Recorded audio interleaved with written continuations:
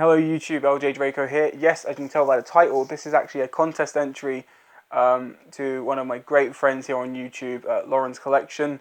If you've not subscribed to her, link to her channel will be in the description below. Go and check her channel out. Show her some love. She's on the road to 500 subscribers, truly and well deserved. She's got some great content, just a great attitude for her videos, and whatever she does, it works. So please go and do so. So this is her contest entry, and you know, I don't usually ever win these contest entries. I don't enter them very often. There we go. Finally got around to saying it. But the reason I do enter is because it's not about winning. And I want anyone else who's going to join in this contest entry or for future contest entries. It's not about winning. Yes, everyone would like to win at some point, but taking part is the actual goal and the actual winning, because it's about checking people's channels out, seeing new opportunities. And just because you may not win this time or maybe next time doesn't mean you won't ever win a contest. It just means that you're taking part, you're all getting involved. It's a community, and that's what makes it special, and that's why she also does it, is to give back to the community that is supporting her. So she has 3 questions she wants to be answered, and took a little bit of consideration, a little bit of thinking for 2 of them. The first one was pretty easy, and I'll get into that. This may be a bit of a long video, so Lauren, I do apologise, you've got some watching to do. Right, so question number 1 was, what movie do you prefer, Halloween or Nightmare on Elm Street? Now, I don't know if she means just the specific movie or the franchise. So what I'll say is, when it comes to do I prefer a Nightmare on Elm Street and Halloween, I prefer Nightmare on Elm Street. If it comes to the universe, I still prefer Nightmare on Elm Street, but my favourite Nightmare on Elm Street movie is Wes Craven's New Nightmare. And I'll just quickly get into this. I don't want to make it way too long, but just long enough. The reason why Nightmare on Elm Street is my favourite universe is because, as most horror fans are, we like the thrill of fear. It's about how scary she can get, you know, to make us kind of on the edge of our seat going yes or no or covering our eyes. Halloween doesn't give that a lot. It's kind of like watching a much milder version of Friday the 13th. I mean, it's a big guy in a jumpsuit with a white mask terrorizing people. Don't get me wrong, I love the original Halloween. I think it's an incredible thriller. I don't class it as a horror. And that's where the difference ties in with these universes and these movies. Not only that though, you can escape Michael Myers in some aspect. You can fight him back. He'll keep coming, but you can still fight back. Not only that, but you can trap him. You can kill him to a certain extent before he comes back. I don't know. That's a whole different story. I do love the character of Michael Myers, but that's something different. But he is avoidable. I mean, you could just skip town or escape the country and he ain't gonna know shit. Whereas Freddy is like a leech. Once he's in your brain, you cannot escape him. And people are probably watching this or watch the films and go, oh, well, if you're awake, you're safe. No, you're not. Because Freddy can't just access your dreams. Freddy's not just a dream warrior. No pun intended for the movie title. He's a mind creature. It's not just sleep exactly. I mean, we've seen it. He affects dreams, daydreams. He affects you when you're under the influence of drugs or alcohol. If you've got mental health, you can see him at any time, because it's all about your brain not being fully with it. And at that moment, you can never escape Freddy Krueger. He will always be after you. He'll always want to be after you. And when he catches up with you, he'll make you suffer in the best and worst way. Best way for him, worst way for you. Sorry, my lights are buggering up. I was going to turn them off because, never mind. So it's going to be a bit darker than it was. I'm sorry. But yeah, so to me personally, where it comes to Nightmare on Elm Street, Halloween, Freddy is the guy you can trust to give you a great horror movie. Therefore, for me personally, Nightmare on Elm Street wins out of the 2. Second question. What film do you really love that a lot or most people hate? Now this, I have quite a few, and I've talked about a lot of them in previous times.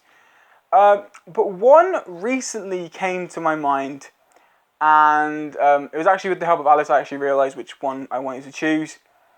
And this is a film called What Dreams May Come. Now, I want to explain. I will have to talk a little bit about the story.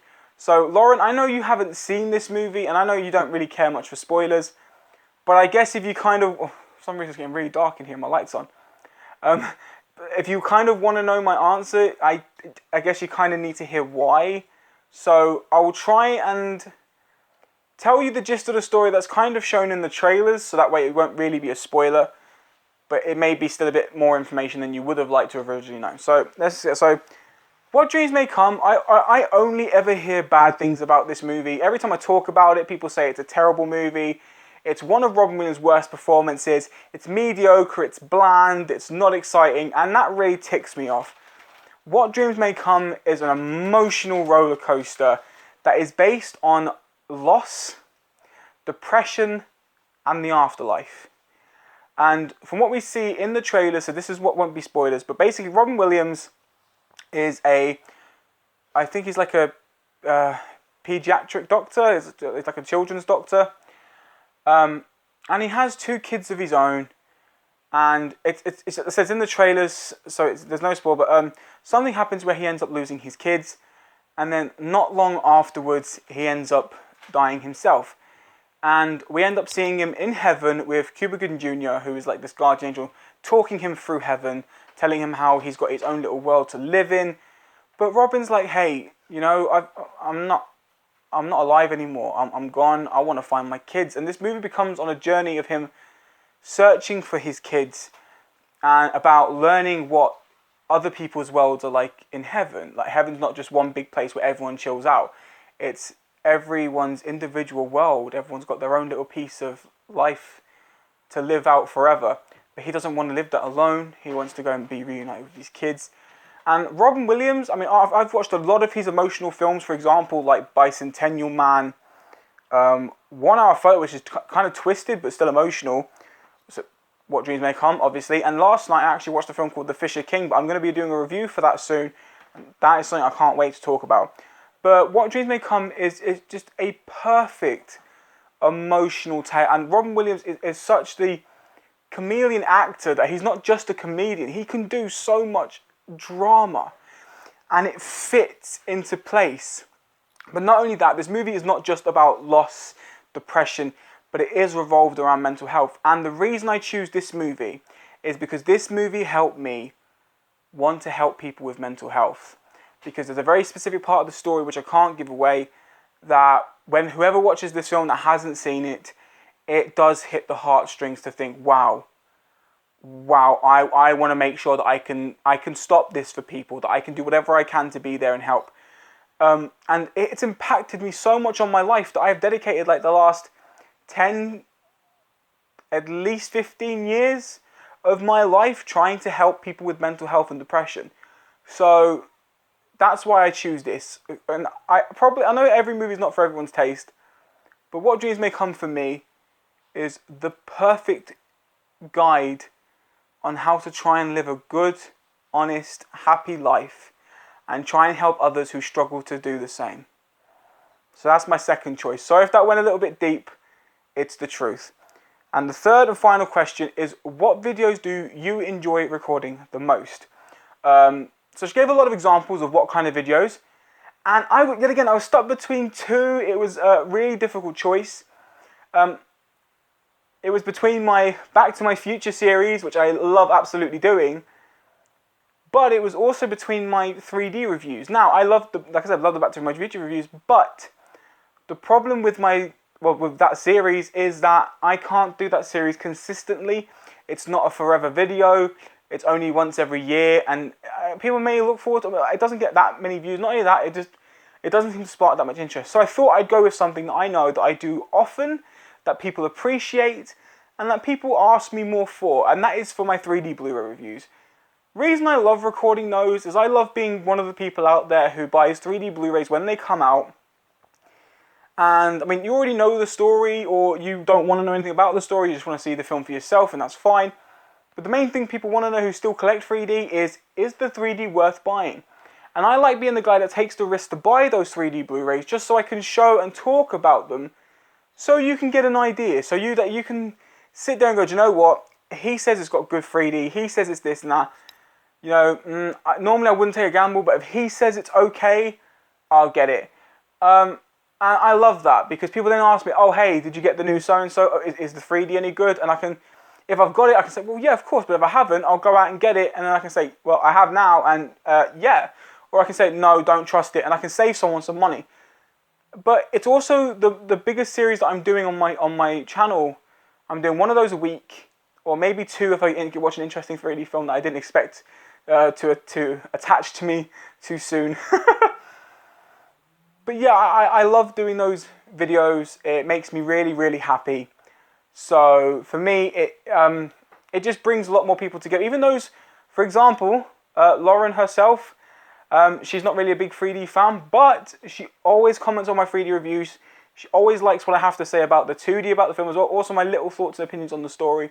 So even though she doesn't watch 3D, she still gets involved in the 2D and movie aspect, which I love, because now it's not just about the 3D lovers, it's also about the 2D fans and movie collectors in general.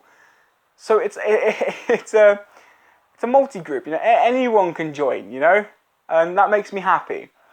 So yeah, that's the end of this video. I'm not going to do an outro, there's no intro, it's just up there, because this video's already long enough, and damn, Lauren's already got a hard job. She's going to have a lot of video entries that she's going to have to go through. So yeah, that is it. I hope you enjoyed this, and good luck to Lauren on the road to 500. She absolutely deserves it. And take care all of you, and I hope to see you in the next video.